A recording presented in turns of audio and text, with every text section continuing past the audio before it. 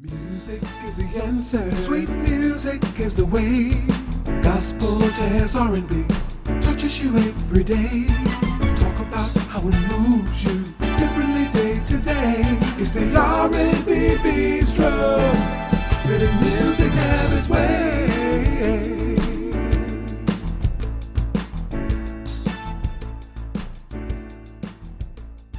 Hello and welcome to the R&B Bistro Up Close and Personal. I'm your host, Venus, here to take you through this musical dance we call life. And to do that, I bring on prominent people in the community to give us tips to help us make it through. Today is our Christmas show, our last show of the season, and I'm so excited because the young lady that is with me today is dynamic. She's beautiful. I'm extremely proud of her and gonna claim her as my daughter. So Mom, if you're listening, she's now my daughter as well. She's a native of New Jersey, a meteorologist, an Emmy nominated storyteller. She's been recognized as one of the top 40 under 40, did you hear that, of most influential African American in the Triad, and of the University of Maryland class of top 30 under 30 alumni. She's a TEDx speaker. She's a mentor and an inspiration to young and old. I'm so delighted to welcome this beautiful young lady, Monique D. Robinson, to the R&B Bistro. It's so amazing to be here. I'm always in your position. So to hear someone introducing me, I'm like, that's me. That's me, right? I know, right? Yeah. It's awesome, though, to have you. Thank you so much for coming. Can we get up close and personal? I'll be here. Okay, let's do it. So I got to start back at the beginning, right? I got to start. What did you want to do when you grew up? And does it look anything like what's happening to you now or has happened to you? In ways, I see what God is doing more and more as I mature and get older. When I was younger, I wanted to have my own television show. Mm-hmm. I wanted to be the next big Oprah. Okay. And so as life unfolded, it seemed like I was straying further away from it. Mm-hmm. But now that I'm older, I'm looking back, I'm like, I think I am actually getting closer to that dream and that goal. Okay, that's good. So who were your mentors? Over the years, I've had several people that have poured into me. Michael Penix, he was my teacher in high school. He was the first one. He would see me in church speaking, and he said, you would be a great journalist. I didn't really know what that was. And wait, how old were you at that time and you didn't know what that was? It was like middle school. Okay. I mean, I knew what a journal, like TV, but I never watched or paid attention to the news. The news actually scared me because my parents would always watch like the 6 and 11, infested with crime. Yeah. So I never wanted to listen. I'm like, turn that off. I don't want to listen. So when he said a journalist, I wasn't thinking that. And then when I got into high school, I had my own show with the Aspects program that Mr. Penix facilitates. And so I loved it. I had so much fun with it, being on the show, being in the set, and then telling stories. I had so much fun with it. So when I went to college, I wanted to do more of that. When I went to college, I was like, I don't want to go to Rutgers. Even though Rutgers is a great school, I live and breathe Rutgers. It's like arm's length away from my house. So I wanted to go somewhere else. And so I went to University of Maryland, College Park. Wasn't too far away.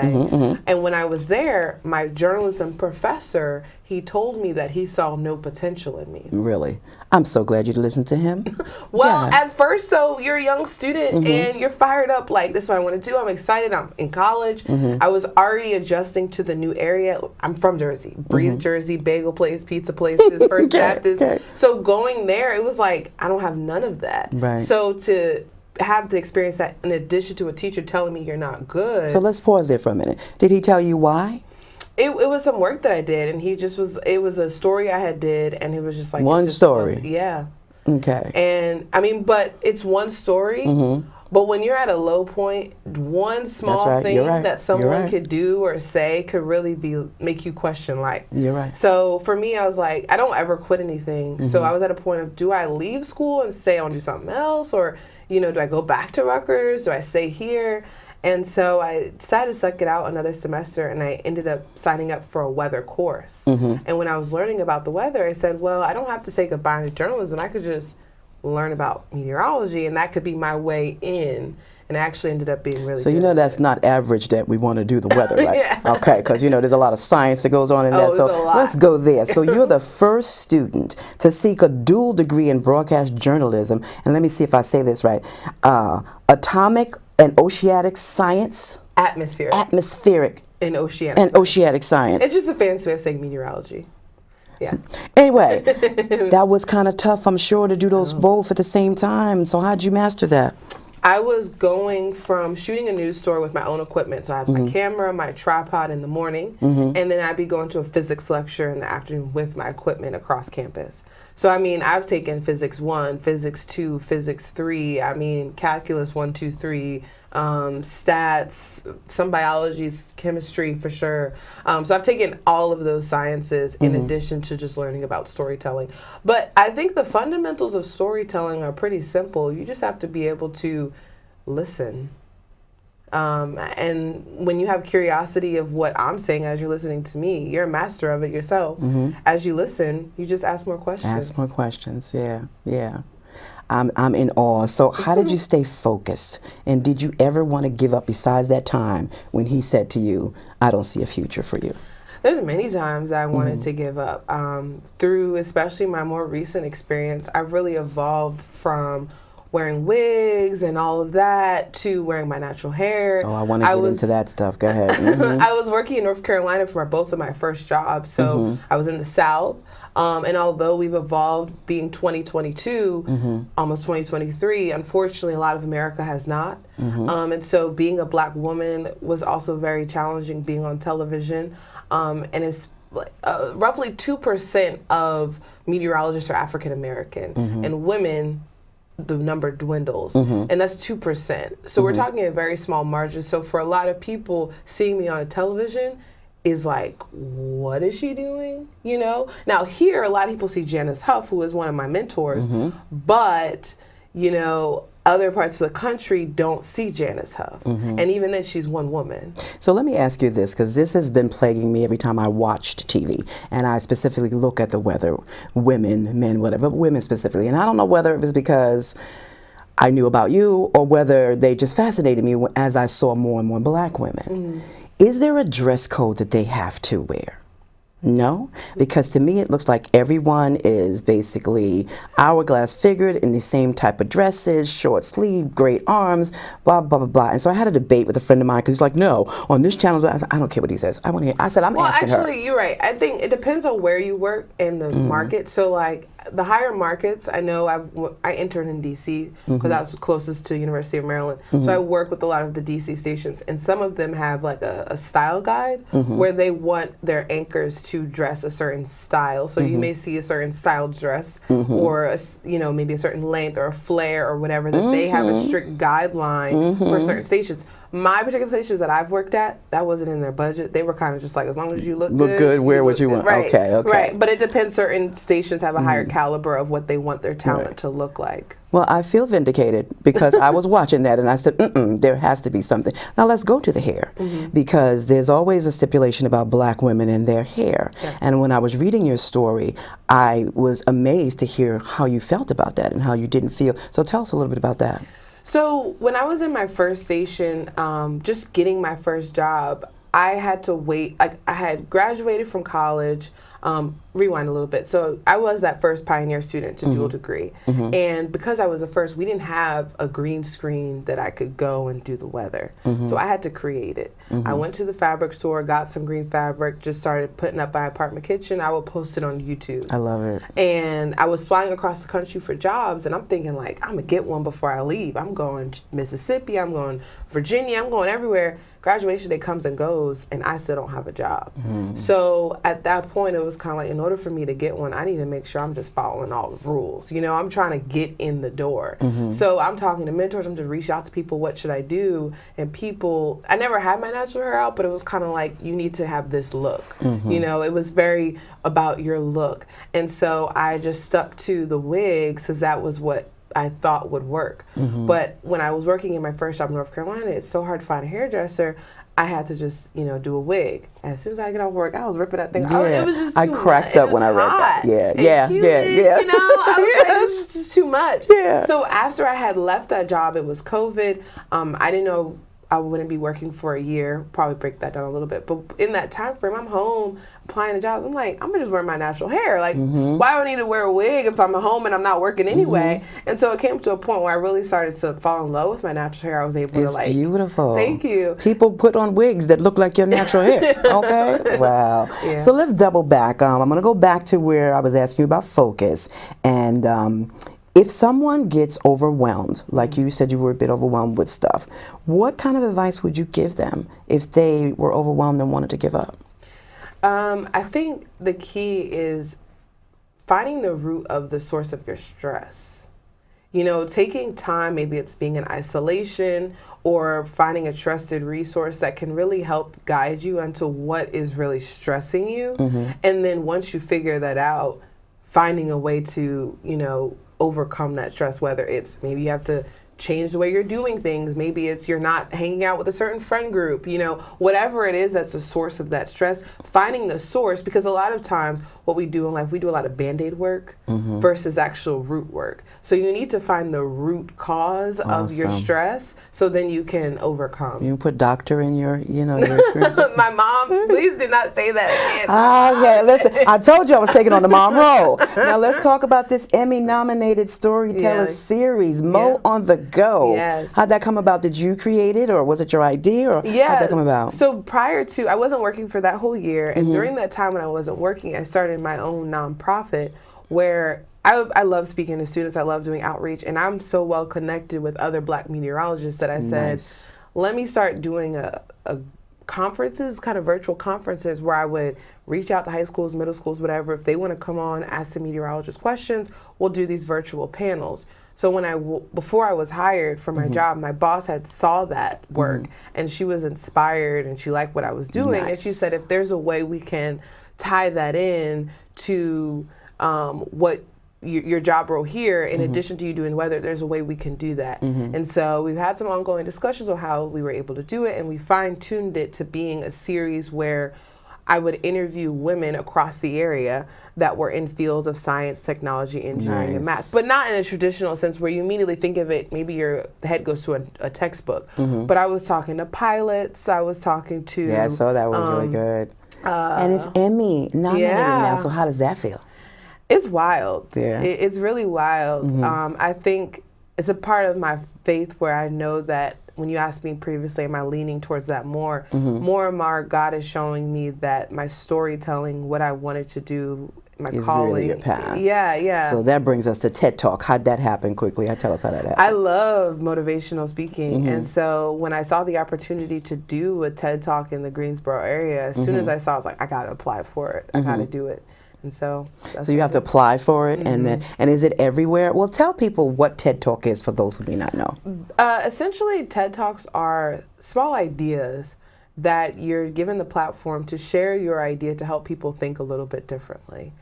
So my idea was rooted in weather. So it was how storms that Mother Nature brings can teach us how to respond to storms that life brings. I like it. There was a line that you said that had something to do with that. I don't remember it. Do you remember that line that you have associated with this? It was power through the storm. That's it. Yeah. I like that. Power through the storm. Remember that. There's a lot of storms in our life. Power through, right? Yes. Right.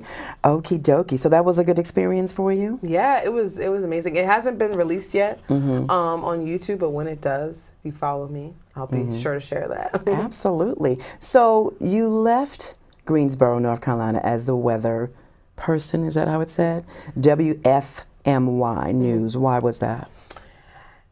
It was, God's been tugging on my heart for a while to chase after greater. And the timing of it was kind of like, a lot of people would say it was abrupt. But for me, God had been pulling me in a direction of like, your purpose is calling. I've been reading Pastor Darius Daniels. He has a church in Ewing, New Jersey. And his book was like, Your Purpose is Calling. And every night I would read that book. And it's like, I feel like God is calling me to do more in this world than just a meteorologist. And Darius Daniels even talks about how it's not, we shouldn't live a life of this or that, but this and that. And so that's what I'm in pursuit of, trying to do this and that. And you don't feel like you have to do them separately, right? Yes. Yeah. It's like you're a total person, which involves a lot of things. Right. So now let's go to this online store that you have. I said, everybody got a store. What's the problem?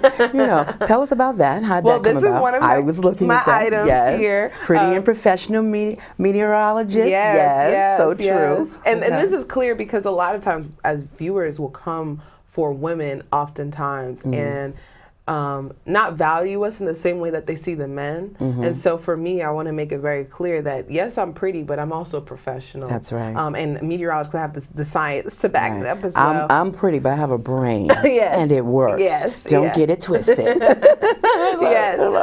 But the online store, I have been wanting to find more ways to showcase to my mentees and other African Americans that I meet that are interested in doing meteorology that this community does embrace you. There's very few of us, so it's hard to believe that you're embraced by us, but I want them to know that there's people out there that want them to be great. So is that a community that are close? Like the voice of a community, we're really close with each other. We help each other, we don't mind. Right. So are the meteorologists like that? Yeah, so we have the National Association of Black Journalists as an overall organization.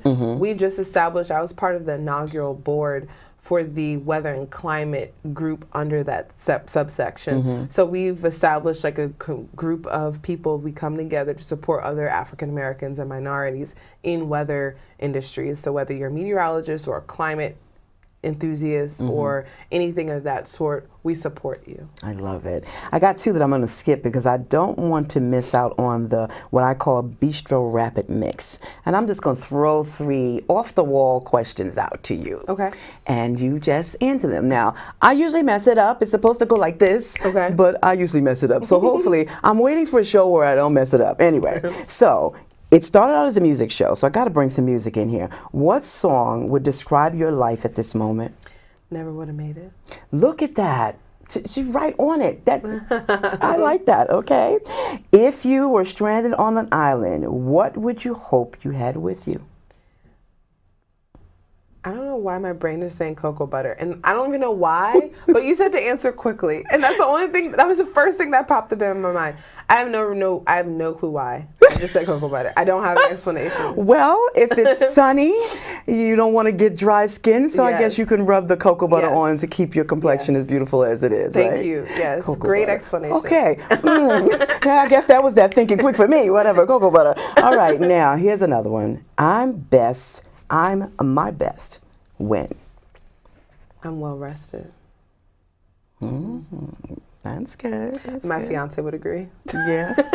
Do you stress him out? No. When I'm not a morning person. Me neither. But if I'm well rested, I can get up early. Yeah. But if I'm not well rested, he's like, "You not ready yet for the day?"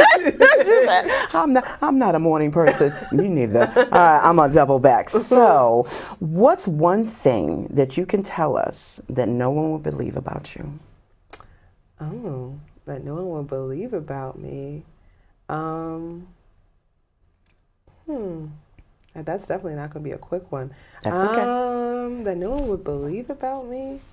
And this is another random one, but I know a lot of music, but I don't know a lot of artists. So like you'll play like music a lot of times, or people will play music, and I'll be singing along, and they'll be talking about the artist, and I'm like, I have no clue who you're talking about. Yeah. And I'm like, they're like, you know that song, and they're like, tell me the person they're talking about. I'm like, because sometimes it don't matter. Yeah. Right? To me, it don't matter. I like the song. Yeah. So most times I don't really know. I don't know a lot about music entirely, actually. And it's sad because my dad would be like, because he's a DJ. I just love beats. I love, I could jam out. I can fake it till I make it. But I don't really know a lot about it. You brought that up, so I'm going to stop there. All my life I've heard in entertainment, and I'm sure other people have heard, fake it till you make it. Yeah. Recently, I've heard no. What do you say? I say no. And why? Authenticity has been what's got me where I am today. What if you fake real good? Go ahead. I say fake it till you make it, but at the same time, like, I think each of us have a unique design to make impact in this world. And if you're not authentically walking in your design, you will unfortunately not be able to make your greatest impact for the world. How do you know when you're walking in your design? When things start just working in your favor. Really? Yeah. I love it. I love it. You have grown up so wonderfully. We're not done. We have a few more minutes, but you just, as the mother figure in me, I'm like, Wow. Yeah. I'm just so amazed and so very, very proud of you. Thank you. So, all right, so let's go on. We're moving pretty fast. What do you do in your free time? Do you have free time? I do, actually, because I'm currently in searching of what I'm doing next exactly. I've had a lot of free time. So I love to cook. I love to work out. Getting back into the gym is something I really need to do. Yeah, pretty much. Yeah, how do you get that defined waistline so it look like this? It's I'm looking at you in these dresses. I'm like, okay, I want to be that when I grow up. How do you do that? It's definitely the gym consistently. I don't eat pork, really, beef. I kind of stick to like, poultry and seafood. But okay, well, I do that. Most people will look at my diet and say this is really healthy, when to me I feel like it's pretty normal. What you eat? Like, besides the poultry? A lot of vegetables and fruits, okay. like always for breakfast. I don't really eat like frozen meals. You don't eat frozen? No hungry man when you don't know? No. Okay. Frozen meals is not my thing. Okay. Do you like sushi? I do, yeah. But that wouldn't make me full. Okay, no. I think also the key to when you work out, I do more weights lifting than I do actual just like cardio. Cardio is good for weight loss, but in maintaining your strength and looking at structure and tone, weights are helpful. Okay, what do you cook? I love seafood. So salmon is like my jam. People always like, oh, make your salmon. Yams is also like one of my favorite things too. I love sweet potato anything. That was one thing too why I love North Carolina. Sweet potato is like their state vegetable. So I love sweet potato. So who's going to be the cook in the new household? You? Well, my fiance actually has been throwing it down. So I was so grateful before I came. He was like, I knew you were going to be tired from your drive, and this was a week for relaxation. I cooked for us for the whole week. What? Yes. Oh, keeper. Yes. Did you meet him in school? How'd you meet? So we actually both went to University of Maryland College Park at the same time. We did not know each other. Wow. It wasn't until I moved to Greensboro, he was in law school, I was working there, that we finally reconnected. Because we went to the same school, but we followed each other on social media, but we didn't like know each other. When I first was in Wilmington, he had messaged me and said like, hey, like we should hang out, and like, that's like 3 hours away, like, You must be coming to me. Right. And so we were like, yeah, didn't really work out. And then we just stayed connected on social media. And then when I moved to Greensboro, he was like, so you in Greensboro now, we should hang out. And so we did. And the very first date, I mean, from the moment I sat down, when we got our food, he was like, let's pray. I said, yeah, that's a good step in the right direction. Let's go. Okay. And then we just talked that whole day for like 3 more hours. We walked to the park. That was the same park where he had proposed to me later on. But we walked through this park and we just talked, and the conversation was just flowing and good. Are you a romantic person? Not really, No? But I've grown to be that way, like, and he's really helped me to have more gratitude, and not just I've always had it, but expressing my gratitude. Right. Okay. All right. I need you to give us 3 tips that you would tell an aspiring meteorologist or broadcast journalist if they wanted to follow in your footsteps because they saw you on the show. 3 tips. What would you tell them? Be bold, be kind, and be you. What kind of concrete steps, though, would they take? How do they know how to get into meteorology? Well, in terms of math and science, it's very, very, very hard math and science. I mentioned a lot of the coursework that I've had to take. So if you have any struggles with any science or any math along the way, you definitely need to tackle those head on, because you're not going to be able to make it much further after that. In terms of like being an on-air talent too, I mean, exercise any resource possible that you have around you. Like I said, I got the green screen. I put it up in my apartment kitchen. I started doing it. I even had internships, and I was following up with people, asking for critiques, not being afraid of critiques, and going out and speaking and doing things like that. That was very helpful for me in terms of like concrete advice. So definitely doing as much internships, opportunities you can as well, in addition to the first thing. What was the first And being creative too, right? Yeah, because being you created a green screen, and people may not know to do that. Yeah, and just not giving up and just going after it, especially if somebody tells you no. Yeah. When you know inside that that's your path. Right. Right? You don't listen to whoever you listen to here and here. Right. And what comes from there, right? Right. Yeah. All right, so what about the broadcast part of it? In terms of internships is always really big. You need to have, because the key is not always what you get from it, but the people you meet. You meet connections. Yes, the connections. The connections. When I got my second job, that was through me, messaging someone on social media, just saying, "Hey, I would love to meet you." And so those connections, we have access to so much with social media. Right. If there's someone, don't be afraid to just. Do you do TikTok? I've made some TikToks. I don't exercise it to the full that I probably should. I want to tap more into TikTok. I don't know nothing. But anyway. All right. How can our viewers stay connected to you, Monique? Follow me on social media on Instagram, Monique D. Robinson. You can search me on Facebook. My professional page is Meteorologist Monique Robinson. YouTube, Monique Robinson. If you just search me. That's what I did. That's how I got all the information. Monique I just searched. Robinson. That's how I found what's the store called again? The Weather Store. The Weather Store. Yes. All right. So you're going to broaden that to more different things. What's on it? What's on it? So we have some shirts. The shirts, some products. You can learn more about me on the website as well. And as we continue to go through the next several months, I have more designs and things that I want to The TED Talk thing is up on your website too, right? When it's released, I'll add that link. Would you do another one of those? Oh, for sure. Yeah. All right.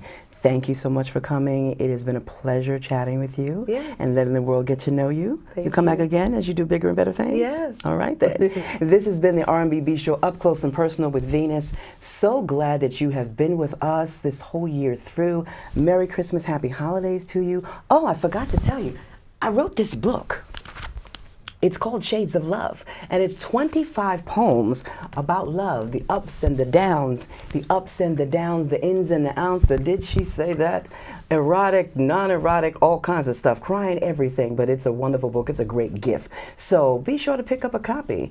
I'm going to be at Crossroads this Christmas Eve for the play Chicken and Biscuits, and I'll be there doing a book signing, so you might want to come on out to that. Again, it's never too late to live your dreams, and when you do, I'll be there encouraging you. Be sure to tell someone about the Bistro. Come on back. We're a podcast as well on any of your podcast streaming networks. Come on back next year, 2023. I'll be glad to spend it with you. Gotta run. Bye now. Music is the answer. Sweet music is the way. Gospel, jazz, R&B touches you every day. Talk about how it moves you differently day to day. It's the R&B Bistro.